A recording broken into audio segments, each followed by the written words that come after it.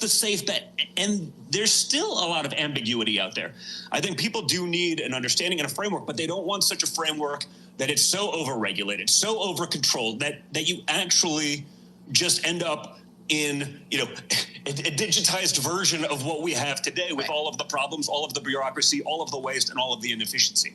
And so, I think, if you're thinking about these things, if you're thinking about your financial security and that ability to transact freely, like, honestly, is that even? It's sort of a no-brainer at this point. I mean, people are not. Right. They're not hiding their thoughts. No. I get it. It's probably that people are going to tell you what they want to hear right now to get elected, and they'll change. We've seen a long history of that, but they're basically saying the quiet parts out loud as it relates to overregulation. You saw what my father did in his first administration as it relates to cutting regulation, the excessive bureaucracy, eliminating a lot of that red tape.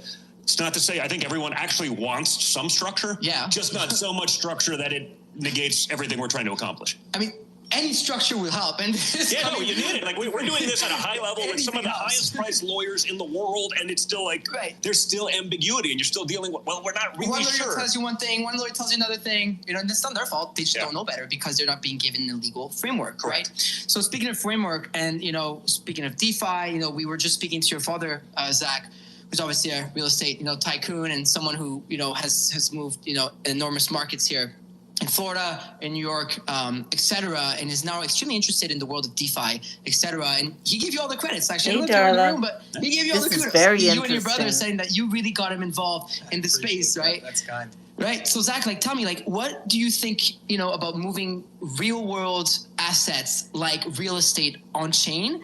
And then tell me more about the problems, with mortgages and stuff, and how DeFi specifically solves this, and why I'm asking this. Obviously tied into the project. Yeah, that's a great question, Farouk. Hey, Barbara. A lot to chew off there, but I'll touch on a couple of key topics. First one being transparency. Blockchain technology records every transaction on an immutable ledger. And the best real-life example I can really come up with this is as it relates to the bond markets, specifically in 2008, where you basically saw all the big banks take all of these junk bonds, package them with AAA-rated bonds, and none of the investors had any clue what they were buying. Why? Because it was really hard to trace. And there were some really smart guys like Michael Berry and John Paulson who figured it out and made an absolute fortune on it. But the average guy got absolutely screwed. And what the blockchain would do, if you integrated blockchain technology into the bond market, for instance, you would be able to see all of these transactions on the blockchain. You'd be able to see that they're junk bonds very clearly, and you'd be able to see that the bank actually moved them from these junk portfolios into these new portfolios because all of those transactions are publicly recorded. You're so welcome, that's one Marla. area where I think you can make a real difference with blockchain technology. Another one I'll say as it relates specifically to DeFi is automation through smart contracts, right? We've all gotten mortgages before. Don and his family, they've gotten some pretty big mortgages, I'd say. It's gotten a lot harder. It's gotten a lot harder. But let me ask you this, even when it wasn't hard, how long did it take you to get a mortgage? How much? Insane. And the reality also, the points in and out to deal with people who are really not all that impressive, that were adding not really a lot of value, also just incredibly wasteful. I mean, 3-4 points in and out of a deal, it's like, it's nuts on, on $1 billion more, for what? For a couple of guys to push some paperwork around? I mean, it's truly insane. And eliminating that waste is like, I just take personal joy, actually, in the ability to actually take on some of those systems, because I'm the guy that had to deal with those guys. I'm the guy that was, when I was a young kid and I was still sitting there on an Excel spreadsheet back when, in my early 20s, it was like, I'm the guy giving some bureaucrat a bunch of nonsense that they're just filing away and they're just checking another box and it's points in and out and they're trying to pretend like they're adding value when all they're doing is actually slowing down a process. And just like we need government efficiency, we need business efficiency. Right. Because these dollars are just really being wasted. And the last thing I'll say is I think that it offers a really compelling opportunity for some of the young folks out there that want exposure to real estate. And I know there's a lot of them because they all tell me, Zach, how do I get exposure to real estate? And I'm, I sort of laugh and I tell them, unfortunately, it's really not possible unless you're, one of the top families out there to get exposure to blue chip real estate. And, blockchain technology, tokenizing some of this real estate, you're essentially fractionalizing it, and you're opening the liquidity pool to a whole new class of investor. And you're also globalizing it, right? You're exposing, people in different parts of the world to some of these real estate deals. And I think that's really exciting and compelling. It's going to, it's going to cut down on a lot of costs, like Don was saying. And ultimately, it's going to lead to, a big increase in property values, I think. So I think it's pretty compelling. Oh, this is great. I mean, I have one more question for both you and Don, as then I'll segue into Zach, Chase, and Co. and Eric Trump, who may have to run to Fox. Yeah, I think he's also doing other TV.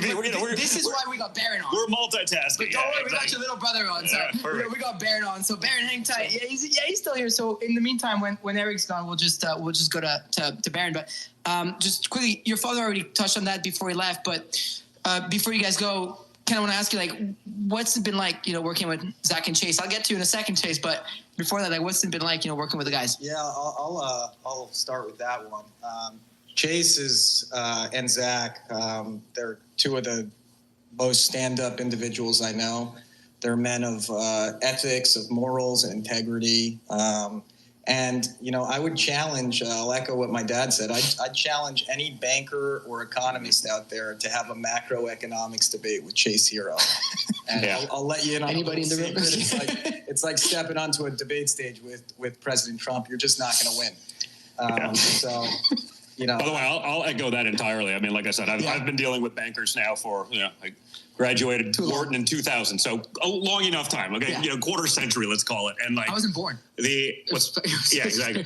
And the level of sophistication, whether we're talking, bond market or yields. Right. I mean, these guys will go down a rabbit hole that, I guarantee you, the average sophisticated banker on Wall Street could not even keep up. And so, there's definitely, that component of crypto that there's the Wild West, and we got to sort of almost disclaim everything because there's some bad actors, but I think generally speaking, the community has been incredible and embracing. So you sort of do have to look out for that. But again, the level of sophistication, honestly, I'm not someone that, I don't judge a book by its cover.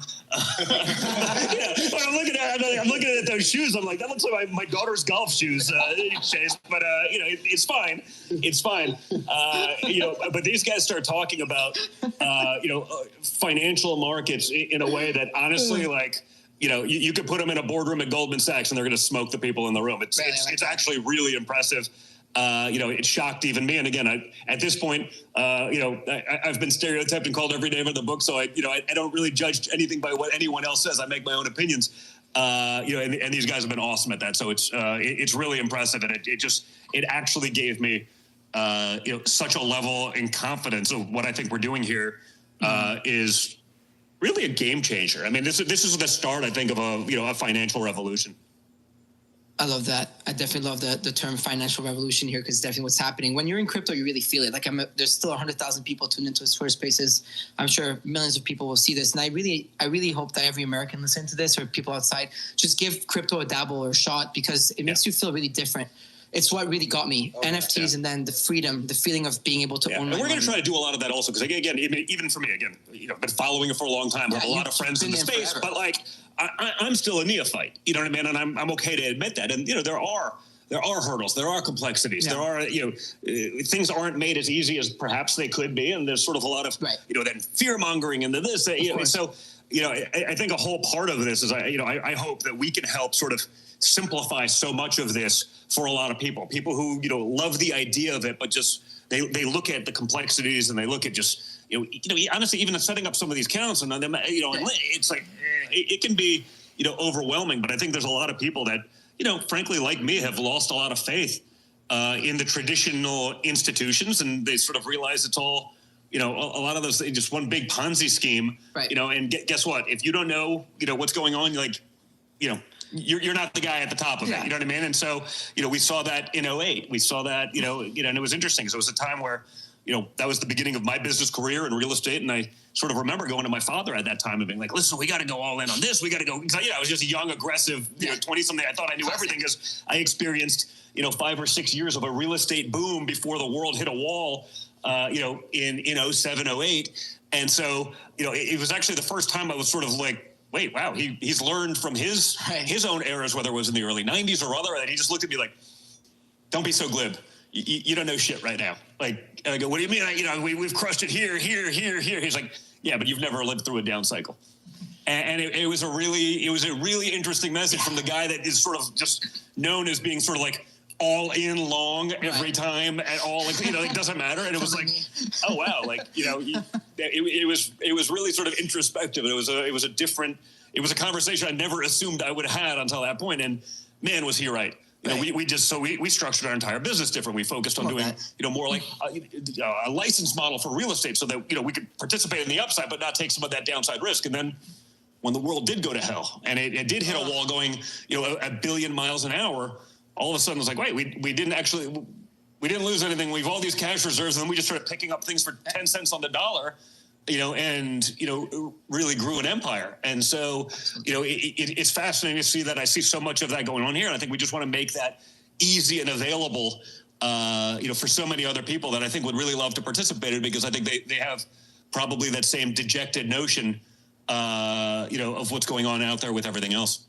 I've been friends with Junior for years. I've never heard that story. I don't tell that story lately because the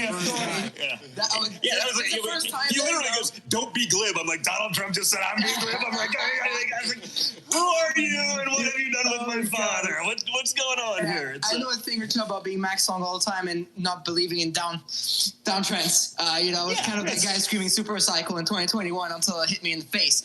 So. Listen, hey, you know what? I'll say this, like.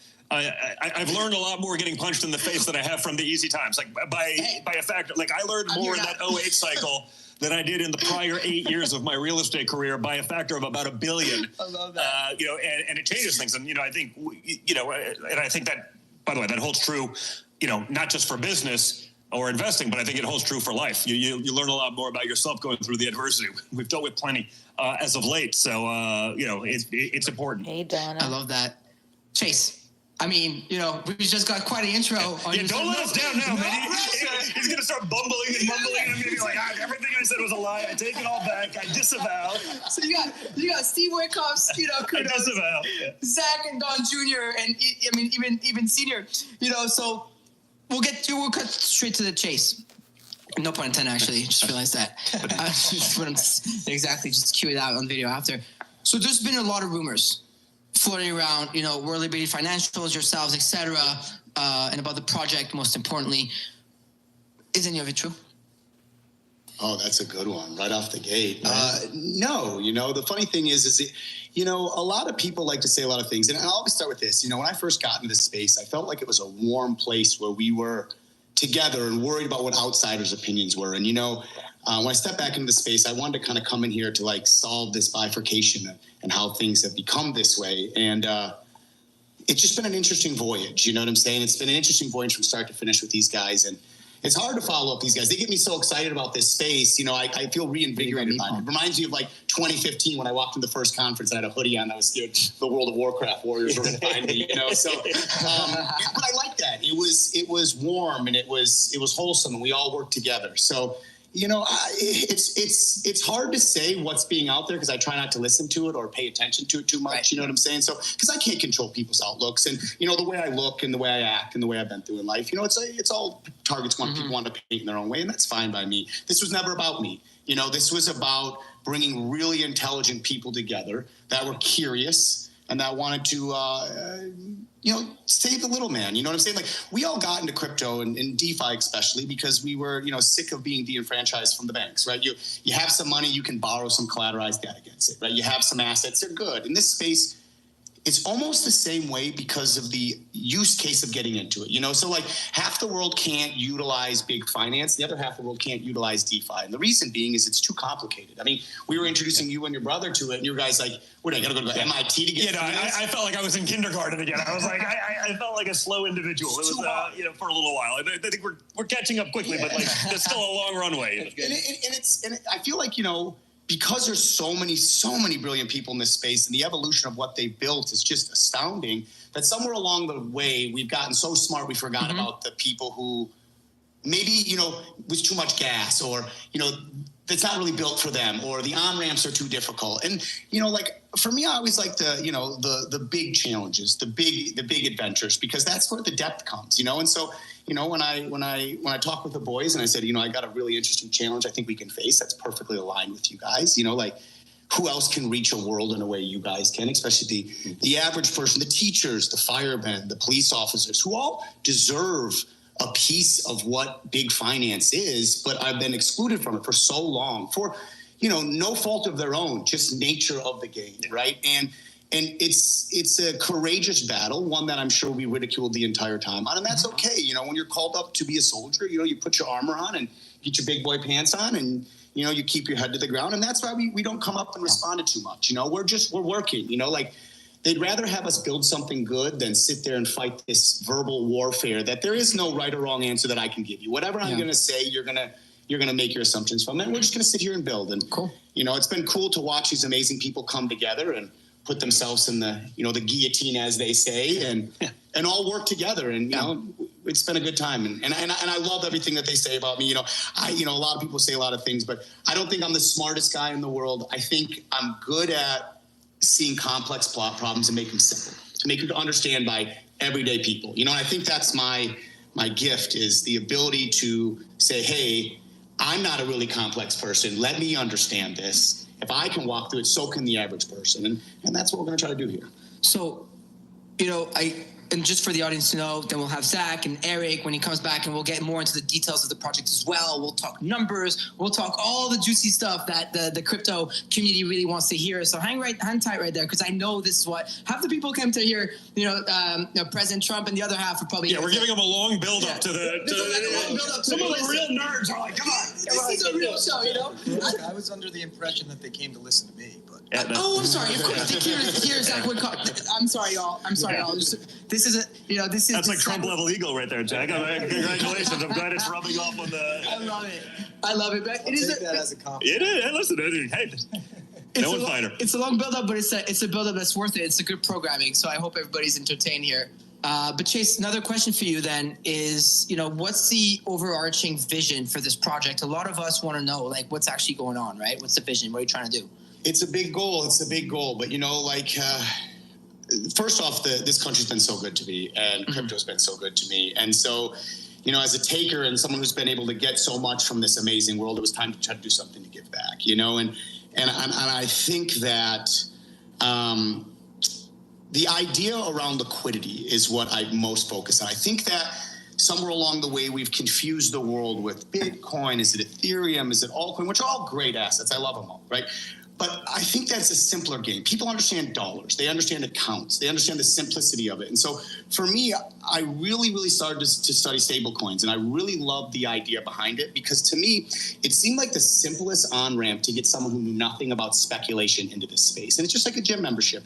Once it goes from free to paid, you're committed, you're more into it. So I want to get people into this space, even if it's $5, to expose this environment. And to do that, and by doing that, something really special happens. And if you're not familiar with stablecoins, they're a really, really amazing asset. And what they do is they're buying treasury bills. And I think it's a really good way to keep America as the settlement layer for another 100 years. Right. And that's been a really big goal of mine, because if you look through the history books, you see a strong America has been a strong world economy. Yeah. And the history books dictate that. And I think for the first time in a long time, there's been a little bit of bifurcation there. There's been challenges to what is going to be the settlement layer of the future. And currently, right now, it is still the U.S. dollar, because the largest medium exchange in crypto are stablecoins. And they are all pegged to the U.S. dollar. And so my advantageous goal here is to simultaneously giving people financial freedom, we are securing the U.S. economy's sovereignty and freedom individually, and at the same time, giving people an asset that they can control. I mean, when's the last time you heard of an average person going out and buying a T-bill or a bond? Yeah, I don't think I've heard that. Yeah, and the U.S. government itself getting away from like the petrodollar and all these things. I mean, that makes it very hard for the U.S. government to borrow and give us a lot of the things that, you know, a lot of it's waste, but a lot of things are actually required. And so, I mean, this seems like a good backfill to that for what I perceive to be a lot of mistakes being made on the international scene, certainly as it relates to the petrodollar. Yeah, absolutely. Definitely. So, Chase, how do you see your project, you know, reshaping the financial landscape for the coming years? Accessibility. You ever look at any big project in this world, the idea is to get users on there to use it, to make it easy for them, to enjoyable. And I really think that's where we need to get, and that's why I love them as a family, is their whole idea is about this start to finish comfort, like the ease of use. I would say they're perfect in class in that. And so our goal here is just as that, is to, and constantly working around just making sure that we can make a system that is easy for the everyday American, everyday global patron to come on, to access this environment, and to get a fighting chance in a space that has been, out of their reach just due to the complexity of it. I mean, it truly is. I mean, in the beginning of this, we used to go to my mother and my grandmother and my sisters. And I'd be like, listen, I'm going to give you a bounty, $10,000. If you can get to where you have a MetaMask, you get $10,000. At any time you have to stop, call me up and the bounty goes down. And you realize that people get stuck really quickly. This is a very advanced technology. Right. And I think that along the way of this advancements, we've kind of missed the ball of leaving the breadcrumbs as maybe people think. And that's the future here. I really, really, truly believe is when everyday Americans are using this and they're experiencing this and they understand the freedom of it. And that's, to me, is the coolest thing ever, is that your bank is wherever you go. It's in your pocket. You have money. It's right here. It's here's where I go. Here's what I use. Eye-opening. It truly, it's funny, in just the day-to-day life, I'll bring my ledger to the golf course, or I'll bring my ledger to a meeting, and they're like, wait, you have all your funds right here. I'm like, you've broken out at dinner on multiple random occasions. I was like, I got this one, boys. Yeah, we got this. And the thing is and at that same notion, again, it's just the parallel of these spaces is going to be the hardest intersection to make. It truly is. And so you need the largest grasp of the simplest ways to do it. And I've just never met in my entire life someone who can break something down so simply like you and your father and your family does. And I really think merging these two gaps gives the American, person a fighting chance for this sovereign freedom. And it's going to be a revolutionized thing, because the average person doesn't even get to get a yield off of the dollar. I mean, you go put your dollars in the stable coins, you put them on chain, you're instantly making money. It's and it's all backed by the treasury. You know what I'm saying? So it becomes this. Why are we excluding this, from the world? And part of me thinks that sometimes some people want excluded. Some people want it held off from the world. Some people inside of it want it held off. A lot of very powerful people, for a lot of very bad reasons, definitely don't want this to happen, right? I mean, it eliminates a lot of their power. It eliminates a lot of their potential resources, and that inefficiency. Someone's making money for it. When 08 happened, a lot of people still bought Hamptons houses, and a lot of people were left with no retirement savings, and I think we're trying to eliminate that inequity there. Yeah, I mean, efficiency is a very, very profitable business for some people. Oh yeah. Right. I think the misconception is that not crypto versus the US dollar. It's crypto and the US dollar. It's crypto and America. It's crypto supporting America and vice versa. But a lot of people seem to be making this warfare between the two of them. But we're just trying to build something cool, man. Exactly. Liquidity. I mean, and that's the thing is I see a lot of the bifurcation in the asset ownerships. The classes. Who's better than other. And I get it. I understand it. The camaraderie and all that. But my goal is unified.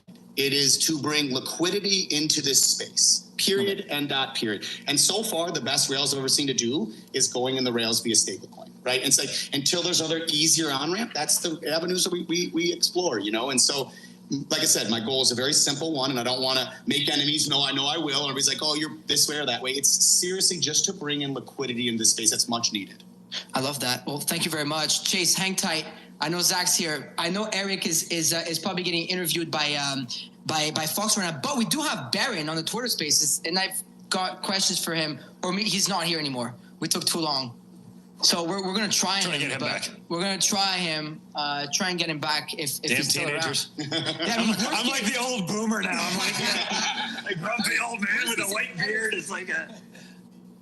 He's gonna come back? Okay. I mean, I see Baron's account on here, but he's gonna come back. Okay, awesome. I just got news that Baron or Eric? Sorry. Eric, yeah, Eric's coming back. Yeah, he's just finishing up TV. He's in the van outside doing an interview with Fox, right? I think he's on national television right now. If you're watching Fox instead of this. No, you should be watching this instead. You should be watching this. Listening, this I guess, because the camera's a little more exciting. Yeah. I wish you could see us now, because this is looking really good, okay? This room is sick. It's definitely horrendous. This place is amazing, isn't it? This painting's fire. It's pretty aggressive. There are some people that would pay a lot of money for that painting. I am sure. I wish. I mean, this camera 1 or 2 was good. It's got its own lore, right? Oh, so that painting was given to my father, but the left hand was left unpainted. What? And they said, the artist basically said, hey, I'm giving this to you. If you want me to finish, it's $25,000 or whatever the number was. And I think my father basically went to another artist and be like, here, I'll give you $500, get you painted a hand. So the hand is a little bit different. But he was like, I'm not going to be a game by this clown. Let's that is too good. I think it's like one of the most Trump stories ever. I believe it to be accurate. This has been legend for a while. So We got to do Rug Radio more because I'm getting stories that I haven't heard my entire life. Yeah, listen. Friends with Junior. Yeah, my big problem is, you put a camera on me, I get much more open than I am. I'm basically like a recluse that likes to go shooting by myself. You guys are welcome on Rug Radio anytime you want. We have over 100 creators across the world creating content. I'm live every morning. I'll come back to Mar-a-Lago for y'all. We'll do a lot. You come on my show on Rumble, we'll talk more about this. Listen, because this is going to be an evolution. And again, just because, again, I'd say, I'm a reasonably sophisticated financial person. I'd be an accredited investor in basically anything. And yet, even going through this journey, if it's complicated for me, it's too complicated for most people, to get started. And so, again, making it easy, taking people through it, going through, the tutorials that, Zach has taken us through, just like, here's the details and here's what's going on. And I'm like, if we can simplify that to people, once you get through it, it's like, it's not that bad, but the barrier to entry, even just psychologically, correct. When you see all of this stuff, is a lot, and it doesn't have to be. And so, if I can contribute anything to all of this in the future, is just, creating that access for everyone. Because the more people that are using it, the more people that are out there active, I think honestly, the bigger front we put towards those, traditional institutions that had sort of the monopoly, whether it's liquidity or otherwise for far too long and for no real reason. I love that. I think that's a great segue into the next segment. I mean, Zach, if you want to join us, I know you're busy. You're handling Chase. I think we could go to Zach and Chase. Chase, you hang tight right there. Okay. We'll switch one Trump for another Trump in 5 minutes. I think he said it's going to be 15. But yeah, Zach, I mean, sit here, and then when Eric comes that way, when Eric comes, you guys can just swap around, right? That's an easy one. I mean, the camera can fix all that. All right, so I guess we'll wait for Eric, but in the meantime, I do have you two. So let's get right into that. Let me just, you're a tall guy, Zach, so they've got to readjust the mic, dude. No problem. They had to adjust it. Take your time. Right. Like, you sure? Yeah, come here, and if you want, when Eric comes, we'll just slide I sit down next to him all day, every day, This is great. I mean, listen, guys, no pressure, but there's still 72,000 people listening live. It is a lot, right? It's not that bad. I think he stole my ex-wife jeans. Wait, what? I love Don Jr. just throwing shots. Welcome to a day in the life of World Liberty Financial. I mean, you should sit with us until Eric comes. Yeah, come back here. You should sit until Eric comes, man. Just getting here until Eric comes. So just confirming, Zach, is it true that you stole Don Jr.'s wife's jeans? Maybe or maybe not. Okay. On advice of counsel, what is the lawyer saying? To not answer that question. Like I said, I wasn't sure if the mics picked it up, but when I stop breaking stuff, that's when you have to actually worry. So as long as I'm breaking balls, you're in my good graces. It wouldn't be Rug Radio if nobody's breaking chops. Exactly. So let me tell you that. So Zach, we'll just start with you, right? Until we get Eric back. So listen, Zach, I know that you care a lot about usability. That's something that we've been talking about a lot. You think that it's one of the biggest barriers to DeFi adoption. It's something that you and I kind of, I think it's the biggest barrier. The biggest barrier. To DeFi adoption right now. You and I got to talk about this, yesterday for launch when we were waiting for the whole thing to happen. So how does your platform, how does World Liberty Financial address this challenge of usability? And then who do you plan on bringing into DeFi ecosystem with this platform? Great questions. So the first thing is, and I think that Don Jr. was kind of alluding to this, is the usability in DeFi is so difficult or confusing. Now, what I mean by that is a lot of the DeFi protocols, like, for example, we've sent Eric or Don Jr. links to some of our favorite DeFi protocols and said, here's what you do on this platform, here's what to do. And I've done this with a lot of my friends. I've got a lot of friends, Chase and I have a lot of friends who are wealthy, they are technically savvy, and they already have exposure to cryptocurrencies, be it Bitcoin, Ethereum, whatever. But the majority of these friends of ours hold all of these assets in their Coinbase account.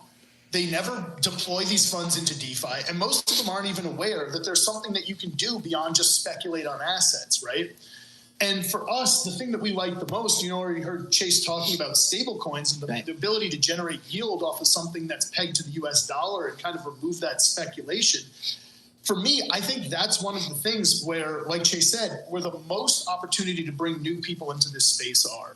And the ability to show people who already have a lot of exposure to assets like Ethereum and Bitcoin that not only is there something you can do with these assets, but making a product where it's really easy for the user to engage with it. Now, I know we have like 70 some odd thousand people who are still on this, and, your father left, which means they're sticking around to hear about the token, and they want to hear all the juicy details. These are our true DeFi and crypto community, right? Now, the core crypto is still here. Let me tell you that. I can see them. I see the stars on Twitter, and we really appreciate you guys for tuning in. So the thing is that I'm sure all of you who have ever interacted with a DeFi platform probably feel like it's either difficult to engage with. You land on you launch the application, and there's no real explanation as to what to do or what the benefit is to the user. Or you get there and it's just a smorgasbord of tons of different markets or, yield staking opportunities or whatever it might be, to the point where it's overwhelming and you have, too many choices and you just end up leaving, right? And a perfect example, like Don was saying, it's happened with the boys where, Eric was basically trying to loop Ethereum on Aave. We had Chase, Don Jr., myself, the Witkoffs, we were all out to dinner. We were talking about it, and they wanted to, go and loop some Ethereum. We had this great conversation about it. So I send Aave, the link to Aave to Eric, and he goes, you got to give me a call. I'm too frustrated. I can't figure this out, right? So we proceed to go through the steps of how to loop Ethereum on Aave, and, he did it. He's technically savvy. And if someone and I know Eric, he's a technically savvy guy. It's not like trying to explain it to I can't wait to hear it. It's not like listen, as a brother, I may argue with some of this, but and he's not in the room to hear that shot. It sort of feels like the Zoolander, like the files are in the computer. But it's absolutely right. And the thing is that there's no real thought to usability in DeFi. I think this is almost part of the ethos in DeFi, which is, if you don't get it, it's not for you. And I think that's a big problem, where if we really want to see a massive amount of adoption, mainstream adoption, and liquidity flood into this market, we need to build products that the everyday user who's, used to interacting with apps on their phone, who's used to using certain financial sites and tools, can relate to and instantly pick it up, feel like they know what to do with the product, what the benefits in it for them, and to be able to use it right away without too much info and friction. So what's the main goals of World Liberty Financial? Let's go a question to the both of you, right? Zach and Chase. So I'll go to you first, Zach. But what's the goal? But most importantly, how do you plan on actually accomplishing those goals? Yeah. So I think rather than trying to, rebuild the wheel, it's to take what's the best of DeFi and basically bring it to the everyday person who isn't already interacting with DeFi platforms. Build products that are really simple and intuitive and easy to use, where you don't feel like you need to phone a friend to get a walkthrough, and to just onboard as many people through, simple products where they can actually start to earn yield on their assets, not take a ton of risk by speculating on, the next meme coin, but instead being able to use stables that are pegged to the US dollar to be able to generate yield or unlock liquidity in assets that they're already holding, such as Ethereum or whatever other tokens they might have. And for you, Chase, I just would like to ask you a similar question here. Yes. What's your personal goals with this? What are you trying to accomplish? He's always the more practical and I'm always the more ambitious one. So my goal is, I want to unchain ourselves from the debt. I want to, restructure where the American debt is being held. And, it's good for crypto. Listen, he who holds the debt holds the power. And so it's good for crypto. It's good for America. And the system works. And listen, as rates are going to start falling, that money's going to start leaving these places that need a home to go. We want to create something that makes it really sound and smart for that money to go to. And that's the goal here. It's I think of America first, and we put our soldier outfit on, and Oh, I guess this is what he used build to a project to do say. just that, you know. And that's the end goal here. So, and the other thing, just to add to Some that, of this is our goal in misleading. general, right? I think, you know, we have pretty good relationships with a lot of the big players in crypto. And anybody who, you know, knows Chase and myself and has worked with us on this World Liberty Financial project, either, you know, in like the forefront or working behind the scenes, because we have a lot of support behind the scenes. Everybody will tell you that our goal here is to shine a light on the entire crypto community as a whole. You know, we all know that there's a ton of tribalism in crypto. No one can agree on what the right layer 2 is, or, you know, what the right token is, and that's fine. Our goal here is to really shine a light on everything that crypto and DeFi has to offer, whether it's Rug Radio and, you know, decentralized media platforms, whether it's decentralized lending platforms like Aave, or anything in between. We really want to be able to shine the spotlight on the tools and the things that have, you know, really given Chase and myself a massive leg up in the ability to do something that most people can't do. We want to make all of that available to the average person and really shine a light on this incredible community that we've been a part of for, you know, almost 10 years now. Wow, this is really cool. I got another question for you guys while we wait for Eric here. And, you know, you kind of alluded to that. And I want to get there. It's the soldiers, right? You said you built a team of soldiers that are all in, and then you went and said, you know, you have a lot of strong connections within the world of crypto, et cetera. So I've heard, and obviously I've seen the announcement that you've been rolling out lately, and we have a couple advisors that are going to then join us as well. Corey's in the room, and he's on the spaces right now. Actually, can we blow it up and tell him the info, the little alpha right here? All right, so I've got Corey's permission. So Corey, now we have a fall guy.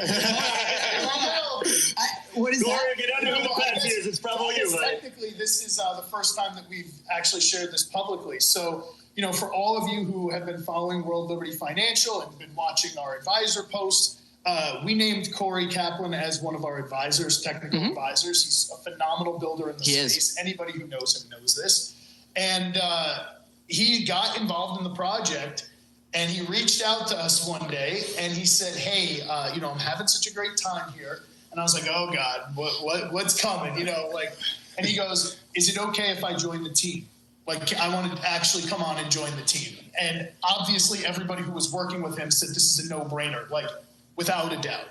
And that's one of the things that I think that we really want to put out there about World Liberty Financial, and, you know, just the corporate culture, or the lack of corporate culture that we're building, is really just around people who have something to offer and really are smart and best in class. They always will have a place here in World Liberty Financial. Like, this is not about Chase, myself, or even the Trump family, even though that they're incredibly involved and supportive. This is about building something that is decentralized and can really add to the community, bring a lot of liquidity here, and really, you know, we look at it like a rising tide lifts all boats, and that's really what we want World Liberty Financial to be for the whole space. I actually won't get into it, but we've actually seen some people reach out to us from the traditional banking side, and like really big people on that side, because they understand the future here as well. I mean, they're actually sort of visionary in a world that there's not a lot of visionaries oftentimes. And so that to me has been fascinating, because I think it's been well received outside of Web3. Again, like real traditional banking. Right. And so, you know, watching that, and then, you know, that's for another time. But that's been pretty fascinating to watch as well, because it's not just a flash in the pan. It's not, you know, these are guys that they get that world. They understand the flaws, the pitfalls. They understand what's coming. And they're getting ahead of that for themselves as well. Yeah, absolutely. And though we've been quiet on most of the media, we're very open people. Like, if you're curious and you're humble and you want to come in there and lend your input and your skills and your amazingness, and we can shine a light on amazing stuff you build, please hit us up. Like, reach out. Like we really stand on that. Like, we want to make it the home that we remember it as, you know, and if we can do anything here to it, you know, we'll put those shields on and take the battle, take the wounds, so that this industry can evolve to be here in 30 years. I mean, listen, I want my kids to be in this space. You know, this is everything I've known. If I can hand something down, this is what we hand down. So if we can do anything that's selfish and unselfish at the same time, this is the play we do. And that's why we're here. Like, we care about our space, right? Like, I think I speak on behalf of the entire crypto space. Like, it's something, even when we joined, like, I'm pretty late to the game, 2021. I thought it was late, but clearly already enough to build something important enough to be here today with you guys. But, you know, it was always hard to crack that cocoon and kind of make it inside the space. You know, and obviously. Look where you are now. giving the biggest interview in the world. Like, I mean, and you were a no-brainer. Like when we had chat, like we had a lot of media reach out to us, and it was always from a place of like, I don't want to say demeaning, but like objective. Like they all, the majority, and I mean, who knows better than Don Jr. and the rest of the Trumps? People don't write articles because they care about who they're writing about. They write articles because they care about their own clicks. And we all know that, right? So the more salacious headlines you write, regardless of how true or not they are, regardless of the level of journalistic integrity you've brought or none, you know, there's very little, and we're going to get into this, but a lot of what's out there is, you know, uncorroborated, not accurate, and, you know, obviously we're here to set the record straight on a lot of that tonight. Yeah, we're going to get there in a minute here. But real quick, back to what Chase was saying. Mm-hmm. You know, for Chase and I, it was just he and I when we were talking about, okay, we got to figure out what do we want to do. I don't know anything about what computers. kind of vibe do we want to create here? And for he and I, we're like, we got to do it with Farouk. We got to do Rug Radio.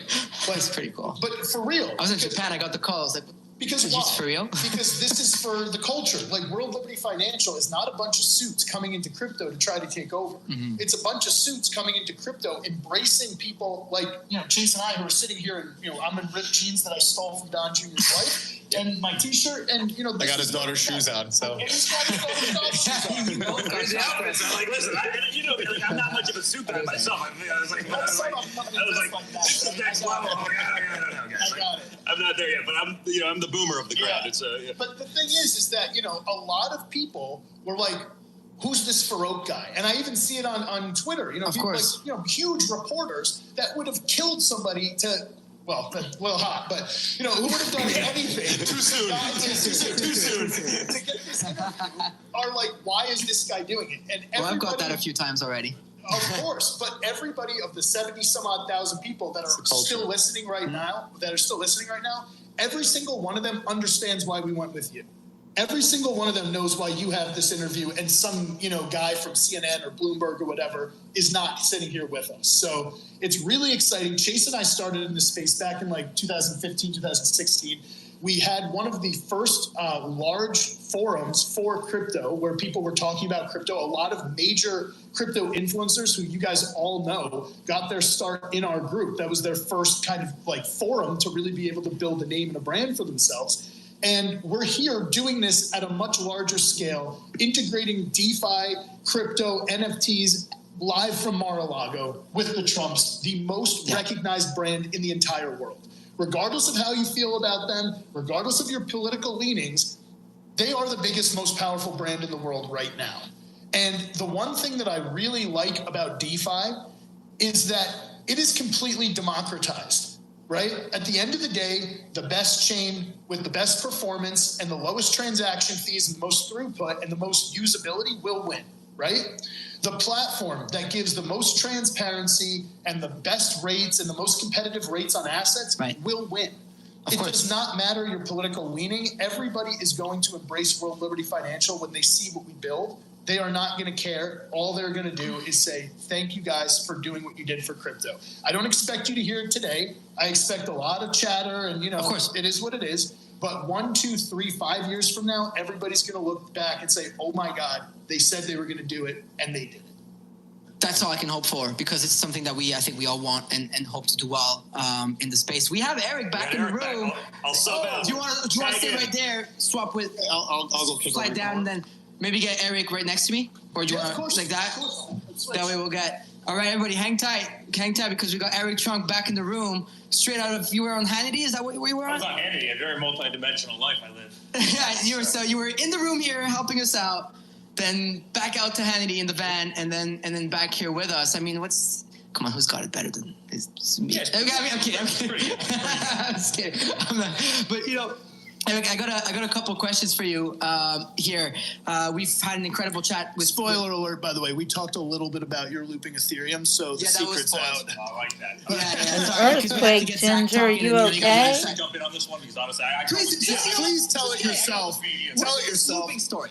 Listen, I'm in the hospitality industry, right? Yes. We don't want guests to show up at our hotels. We don't want them to touch a door. We don't want them to, ever carry a bag, right? We're in hospitality for a reason. Right. I have to say, the one thing that the crypto world has probably done a bad job with is actually the hospitality aspect. I mean, everything's freaking difficult, right? And I went to one of the best schools in the country, smart guy, I understand technology very well. The amount of times that I called Zach saying, I don't get this. I popped open a MetaMask account and I literally can't get the browser to pop up because my Chrome extension isn't working. And then you go to, Aave and you try and do some looping, but you have to loop it 3 times in order to get to the actual transaction to loop. And I'm sitting there saying, man, I'm a pretty smart guy. Again, I understand technology enough. I can't get this to work.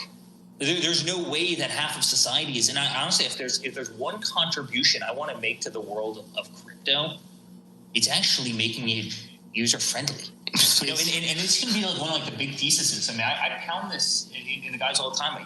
Treat me as your consumer, but treat me at 2 generations above me as the consumer for a second. And let's go through and let's try and make it idiot proof. But there's so much potential. And honestly, I think one of the things that have kept so many people out of the crypto space is actually that confusion, right? I mean, half the domains are .io. I think if you went to a couple generations over me, they've never typed in that domain. They don't even know what it kind of everything's means. taken. And so how do we bring what we're so good at, which is almost comfort and usability? How do we how did these guys program that into a space where it does everything that Don talked about, right? So many people in this country are disenfranchised. So many of the people want this. I mean, why does Chase have 60-story buildings that are 2 million square feet in every single city in this country? Hundreds and hundreds of millions of dollars in taxes and payroll and this and that, which they're passing off to consumers.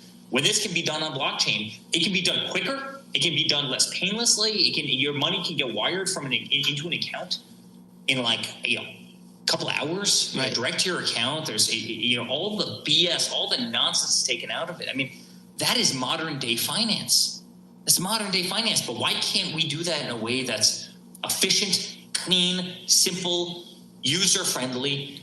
And it's one thing that just hasn't been done, because again, when you start trying to link up a Coinbase account to a MetaMask account to an Aave account or a Dolomite account, or it's tough. It's absolutely, that might actually be a plug to somebody that's in this room. Oh, there you go. He's coming in next. Corey can come in here next and talk all about Dolomite. Corey, we're going to make it user friendly. Yeah. Right? That would be great. So let me ask you. I mean, we've had Don Jr. here. We had your father, and we have yourself now. Sorry. So how could the Trumps coming into DeFi change the way wealth creation works in America and across the world? So think about it for a second. Say you want to go open up a pet grooming business and you have $10,000 worth of Ethereum and you want to borrow against Ethereum. Why can't you just be able to go and do it? Why do you have to go shed your assets? Why do you have to go sell your assets, something that you believe is going to appreciate tremendously? Why can't you do it, and why can't you do it instantly? That person goes to Chase, 0 chance they're getting a loan, 0 chance. They'll laugh, right? I mean, there's not enough zeros behind their name. They'll go through a process that's 120 days long, at which time the business will be gone because your inspiration will be shattered. And by the way, chances are you're 120 days into the process and they tell you no. They cancel you for a post that you made at some point that you believed was right on social media or something along those lines. It's not efficient. Why can't this be done on blockchain? Why can't this be done, quickly, seamlessly? And there's so many different financial tools. I mean, I literally feel like our financial system is broken. Our financial system vastly favors the wealthy. It gives others not a chance of success. You better be in kind of, the club. If you're not in the club, you probably don't have a chance. And by the way, if you're not in the club, you're also not getting the best terms. Not at all. So there's no parity on lending, borrowing. It kind of quells freedom. And that's not how it's meant to work. It's not how it's, and then at the same time, these banks, as I said before, we own some of these buildings, right? They're carrying these assets. All right, guys. I love crypto, but I've had enough of this. See you guys. Have a good night. I might be doing a show tomorrow. If you guys want to go see this, just go to Trump's, well, it sounds Twitter. like the guy I'm His handle's watching now @RealDonaldTrump. is going Look him up on Twitter. You guys can downtown go, Judy listen. Brown. All right. Well, I want to hear President Trump talk about this. Oops. Not the right one.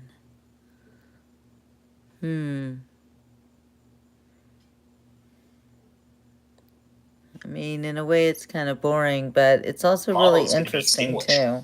and that these transactions can happen immediately on blockchain with a couple pushes of a button, without the discrimination, without the nonsense, and that's what excites me. It's so Sick. It's so obvious. Yeah. You know, it's and I fell down this rabbit hole. And let me just say one other thing. I'm an unconventional guy for crypto, right? I'm a bricks and mortar guy. There's no guy who's built more buildings. There's no guy that's opened more hotels. There's no guy who's built more golf courses. It's what I do every day. It's hospitality. I mean, I'm a guy who likes the world where you can touch something, bricks, mortar, concrete, tangible. If you've made a believer out of me, then honestly anybody would be a believer, right? Because if you actually think about it, what crypto is, it's such a hedge to all of that, right? Right now, a hurricane can come and slam into the east coast of Florida, and congratulations, your home, your business is gone.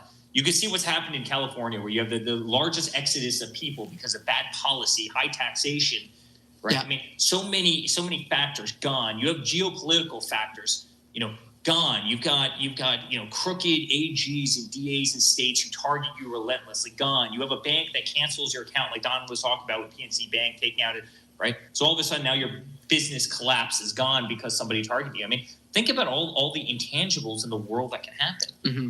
That can't happen on blockchain. That can't happen, right? And so, as much as people sometimes say the bricks and mortar, I mean, it's safe because it's there and there's always something to collect off of it. Well, there's also inherent risks to all of those things that I mentioned, right? And I'm a big fan of Michael Saylor. He's a guy I've known for 25 years. I've known Michael before he was really? Michael. I knew him back in New York, and that's cool. Different days, and he's a guy I tremendously respect. I actually think he does a better job talking about this than just about anybody. I agree. And he gave one of the great dissertations at the last Bitcoin conference. He did. About this, which is no. You actually invest in crypto to de-risk as opposed to add risk. And I think when you can start getting your mind into that mentality about how many inherent risks are actually taken off based on secure blockchain, global currency, a hedge against devaluation, a hedge against global insecurity. It's beautiful. It's beautiful. And it's opened my eyes as, again, a guy who builds in bricks and glass and dirt and it's I've become such a believer. I'm really passionate about it. So I love that you're saying that, because when you were out of the room, we talked about cryptocurrency as a means of freedom.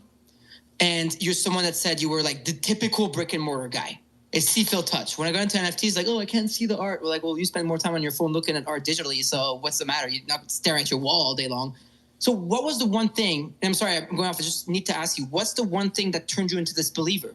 Because there's a lot of people listening to us now that may think that they're not of age for crypto, but that makes no sense, right? There's a lot of people that think you can't see, feel, touch, but then you said, hey, one hurricane and your shit's gone, and everything's gone. So what was the thing that made you switch? By the way, listen, we know one of the biggest portfolios of properties in the world. Yeah, but what made you... clearly a hard asset guy, right? I mean, I'm sitting here in a suit. These guys are sitting here in T-shirts and tattoos, right? Like we're blending two worlds. Don, hop in here from afar. I want your commentary. My ex-wife jeans. I think that's right. There's more holes in his jeans. So President Trump's family is starting a new cryptocurrency company platform. This is why we love them. We have a blast here. Costs more than your suit. It's really interesting, you guys. I would also venture to say, you guys might not be traditional crypto guys, but after Chase and I have gotten to know you and your family, and you guys are everything that crypto stands for. So if maybe there was a technological, catch up or whatever, but short of that, everything you guys are about and represents is everything that crypto has been about since the absolute beginning. I would have never guessed that, so many people who really have fallen into a movement of love, really because they felt like they were left behind in this country.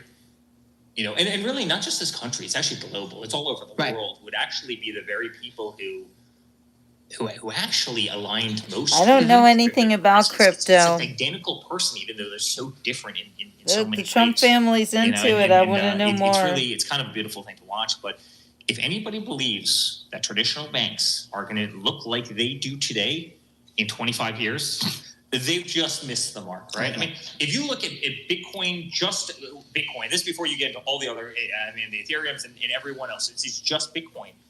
It's grown faster than the internet did starting, I think, in 1997 by total value. I mean, it's remarkable. I mean, it's remarkable, the store of wealth. It's remarkable. Now all of a sudden you see these ETFs coming out. You see all the exchanges are coming out. Trading Ethereum, trading Bitcoin. That's opening up every single day. You see, BlackRock coming out, and they've entered the world in a big way. Morgan Stanley's come in a big way. I know the heads of many of the biggest banks. I was talking to one of them today, like one of the biggest consumer banks, and they're rolling out a massive crypto platform. That's awesome. It's happening, and you know why it's happening? Because people damn demand it.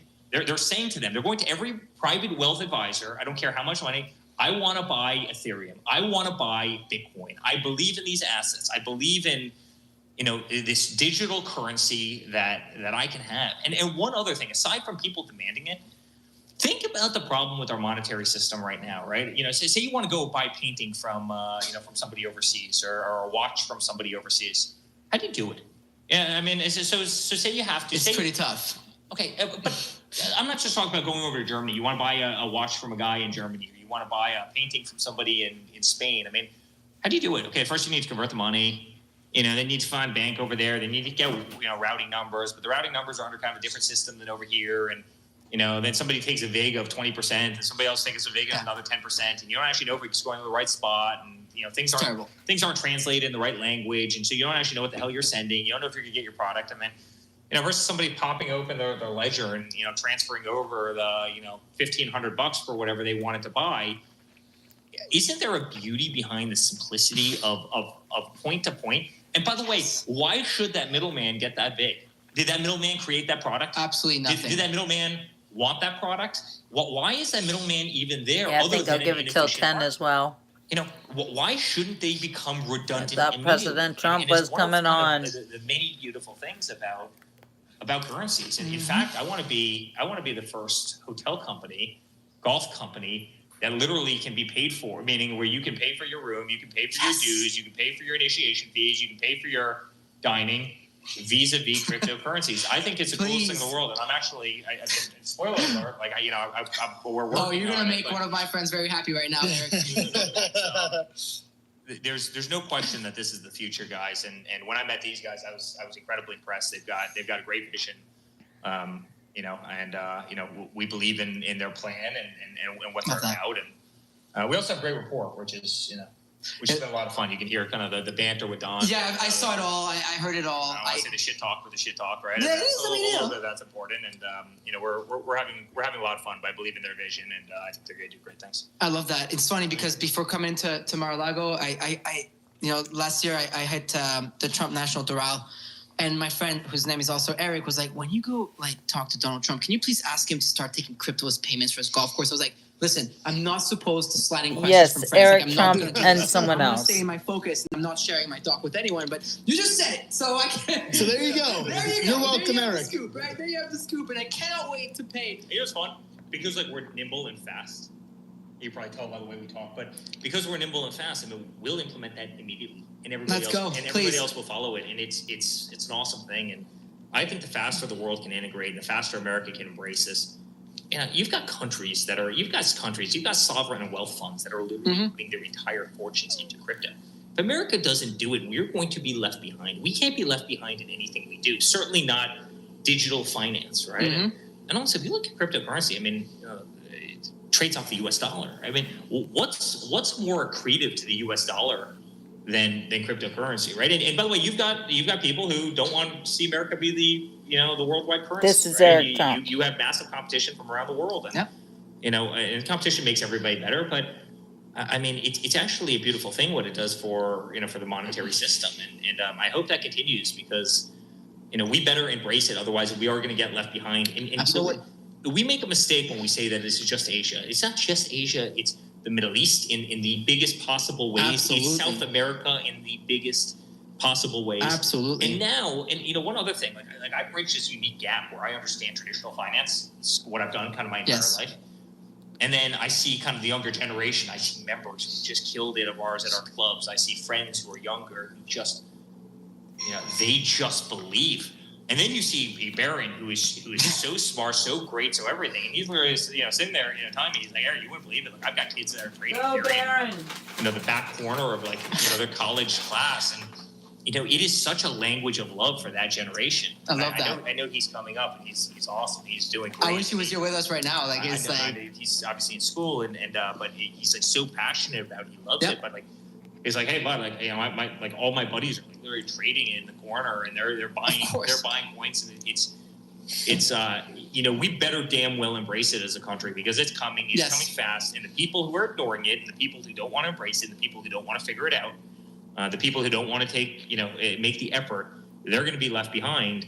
But at the same time, I think it's truly our job to make it understandable, because right now, to the vast majority of people, without great coaches like these guys right here, where you can call up and say, hey man, I'm having a problem with that browser extension, can you help walk me through it? If you don't have that coach, you're probably stuck, short of watching YouTube videos for 9 hours. We have to make it intuitive. We have to make it user friendly, and we will. And I think that's going to open the eyes to anybody that's still on the sideline and doubting the true potential of what this ultimately will be. I think that's a mic drop moment, so that we could go into our final segment with Corey and get to the questions that the crypto people want to hear. But Eric, thank you so much for this. That was an honor. Great job. I know you were just in another interview, so you being here is really cool right now. Thanks, you guys. Hang tight, everyone. Hang tight. We're still going.